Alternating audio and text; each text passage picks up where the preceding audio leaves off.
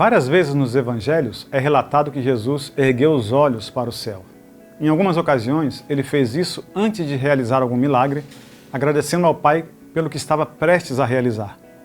Foi assim quando ele realizou a multiplicação dos pães e peixes, relatada nos 4 evangelhos, para alimentar a multidão que só de homens tinha cerca de 5.000.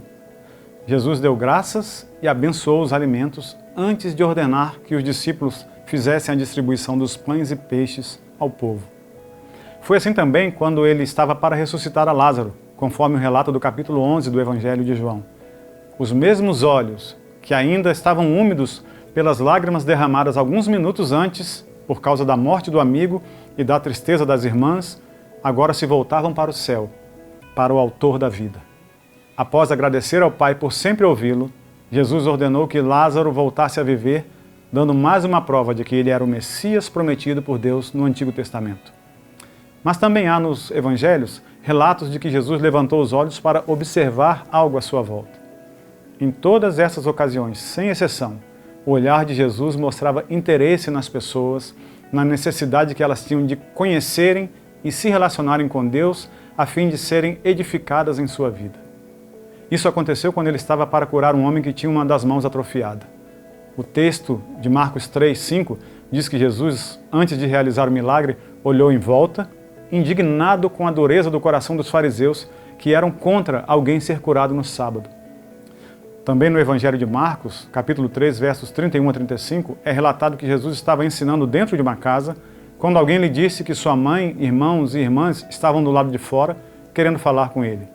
O verso 34 diz que ele, correndo os olhos pelas pessoas que se amontoavam à sua volta para ouvi-lo, disse: "Eis aqui minha mãe, meus irmãos, porque qualquer que fizer a vontade de Deus, esse é meu irmão, irmã e mãe."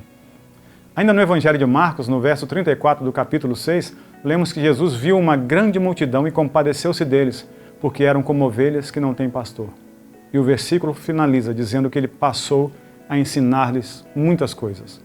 Eu poderia citar várias outras passagens que falam disso, porque são muitas. Assim são os olhos de Jesus Cristo.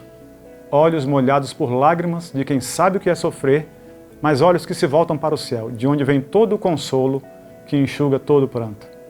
Olhos que se indignam com a dureza de coração e obstinação dos homens, mas que tratam com acolhimento e bondade aqueles que se rendem à sua graça e misericórdia.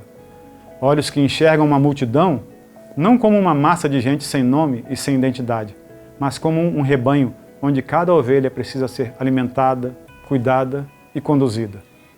Como discípulos de Jesus Cristo, somos chamados a imitá-lo e segui-lo. Jesus diz em João 13,15: "Eu lhes dei um exemplo a ser seguido. Façam como eu fiz a vocês." E o contexto ali é aquele de lavar os pés uns aos outros, um serviço que requer a mesma atitude humilde e doadora do Mestre. Minha oração por você e por mim mesmo é que tenhamos o mesmo olhar de Jesus Cristo, enxergando a vida em sua dimensão vertical, sempre dependendo do Pai Celeste e dando graças a Ele por tudo, como também em sua dimensão horizontal, valorizando a dignidade do ser humano criado à imagem de Deus, compartilhando sua palavra e os recursos que Ele generosamente faz chegar às nossas mãos. Que Deus nos abençoe.